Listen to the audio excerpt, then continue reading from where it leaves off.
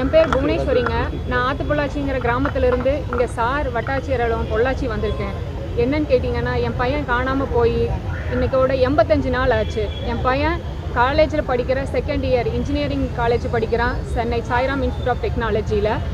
லீவுக்காக March மாதம் 16ஆம் தேதி ஊருக்கு வந்தவன். சென்னை சென்ட்ரல்லேருந்து ரயில் ஏறி சென்னை ஆலப்புழா எக்ஸ்பிரஸில் 16ஆம் தேதி பேசினதோடு சரி. அதுக்கப்புறம் என் பையனுக்கு என்ன நடந்தது, என்ன ஆச்சுங்கிறது இப்போ வரைக்கும் எந்த தகவலும் இல்லாத காரணத்தினால நிறைய அலுவலகங்கள், அரசு அலுவலகங்களில் சம்மந்தப்பட்ட விஷயங்களை கொண்டு போய் நான் மனுவாக கொடுத்துருக்கேன். எல்லா பக்கமும் எங்களுக்கு எந்த இடத்துலையும் ஒரு தீர்வு கிடைக்காததுனால இன்றைக்கி வட்டாட்சியர் அலுவலகத்தில் வந்து என்னோட குறையோட மனுவாக இன்றைக்கி வட்டாட்சியர் அலுவலகத்துக்கு கொடுத்துருக்குறேன். என்ன காரணம் பார்த்தீங்கன்னா, முதலமைச்சரை நான் சந்தித்து பேசணும். எனக்கு ஒரு குறுகிய ஒரு 10 நிமிஷமாவது அவர் எனக்காக ஒதுக்கி டைம் கொடுக்கணும். காரணம் என்னன்னு கேட்டிங்கன்னா, பையனை காணோம், 85 நாள் ஆச்சு. எந்த தகவலும் இல்லாமல் நான் உயிர் வாழ்ந்துட்டு இருக்கிறேன். எங்கள் குடும்பத்தோட எங்கே இருக்கா, என்ன ஆனான்ற தகவல் தெரியாமல் என் குடும்பத்தோடு வாழ்ந்துட்டு இருக்கிறேன். இந்த விஷயத்தை பற்றி நான் முதலமைச்சர்கிட்ட ஒரு 10 நிமிஷம் டைம் ஒதுக்கி என்னோட குறையை கேட்டு என்னோட குறையும் என் குடும்பத்தோட குறையும் நிவர்த்தி பண்ணி கொடுக்கணும். எங்களுக்கு ஒரு நல்ல வழியை என் பையன் எங்கே இருந்தாலும் கண்டுபிடிச்சி கொடுக்கணுங்கிறதுக்காக கோரிக்கை மனு அவரை சந்திக்கிறதுக்காக இன்றைக்கி வட்டாட்சியர் அலுவலகத்தில் மனு கொடுத்துட்டு வந்திருக்கேங்க. எனக்கு மக்களும் பொதுமக்களும் எங்கள் ஊர் மக்களும் சேர்ந்து நாங்கள் வந்து இந்த பெட்டிஷனை நாங்கள் கொடுக்குறோம். இது என் முதல்வர் காதுக்கு இந்த செய்தி வாயில நான் தெரிவிக்கிறேன். முதல்வர்கள் என்னையும் என்னோட பிரச்சனையும் காது கொடுத்து கேட்டு என் பையனை எங்கே இருக்கிறான்னு கண்டுபிடிச்சி கொடுக்குறவுக்கு எங்கள் கூட உட்காந்து ஒரு 10 நிமிஷம் பேசினாருன்னா என்னோட குறையை தீர்த்து வைப்பார். நன்றிங்க.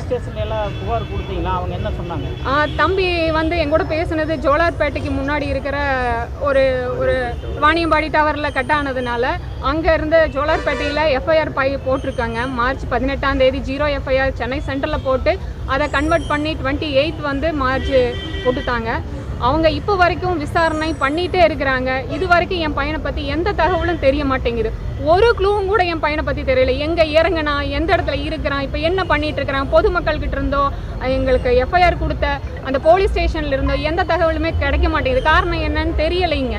ஏன்னா அந்த காரணம் என்ன, ஒரு ஸ்டூடெண்ட்ஸ் கல்லூரி மாணவன் நைட்டு ட்ராவல் பண்ணுறான். அப்போ இந்த உலகத்தில் தனியாக ட்ராவல் பண்ணுற ஒரு பையனுக்கு ஒரு பாதுகாப்பு இல்லையா? எங்கே இறங்கினான்ற ஒரு தகவல் தெரியாமல் நாங்கள் இத்தனை நாள் வாழ்ந்துட்டுருக்குறோம். என்ன பாதுகாப்பு இருக்குதுன்னு தெரியலையே. அப்படி இருந்திருந்தால் என் பையன் கிடச்சிருப்பானல்ல இந்நேரம். என் பையனை பற்றி ஏன் தகவல் தெரிய மாட்டேங்குது? இத்தனை முயற்சியை நாங்கள் பெற்றோரும் எடுத்துருக்கிறோம், பொதுமக்கள் சார்பாக எடுத்துகிட்டு இருக்கிறோம். எங்களுக்கு எந்த விதமான தீர்வும் கிடைக்க மாட்டேங்குது. எனக்கு இதுக்கு ஒரு தீர்வு வேணும். தவிர்க்க முடியாத தம்ப்நெயில்ஸ், கலக்கலான கண்டென்ட்ஸ், சினிமாவும் சீரியஸ் பிரச்சனைகளும், பல வருடங்கள் இடைவெளிக்கு பிறகு இந்த படத்துல ஒரு கலகலப்பும் கைகலப்பும். Me too love you. Thank you sir. Mass ஏத்துறது போயிட்டே தான் இருக்காரே தவிர பிரேக்கே இல்லாமல் பிரேக்கிங் நியூஸ் சொல்லும் தந்தி டிவி ஆப். இன்ஸ்டா தலைமுறை வரை இறங்கி அடிக்கும் தந்தி டிவியின் டிஜிட்டல் எக்ஸ்க்ளூசிவ். அது தண்ணிக்குள்ள போகும்போது ஹேங் ஆயிடுச்சு.